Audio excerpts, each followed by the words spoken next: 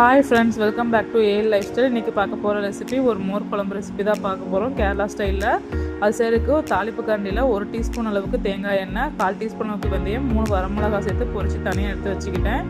ஒரு குழம்பு வைக்கிற பாத்திரத்தில் 2 கப் அளவுக்கு தண்ணி எடுத்திருக்கேன். இன்றைக்கி மோர் குழம்புக்கு மஞ்சள் பூசணி, வெள்ளை பூசணி தான் சேர்த்துருக்கேன். இது காயை வேக வைக்கலாம். இப்போது சைடில் நம்ம மிக்ஸி ஜாரில் தேங்காய், ஜீரகம், பச்சை மிளகா, பொரிச்சு வச்ச வெந்தயம், வரமிளகா, 1/4 கப் தயிர், ஒரு டேபிள் ஸ்பூன் அளவுக்கு அரிசி மாவு சேர்த்து பேஸ்ட்டாக அரைச்சி எடுத்து வச்சுக்கலாம்.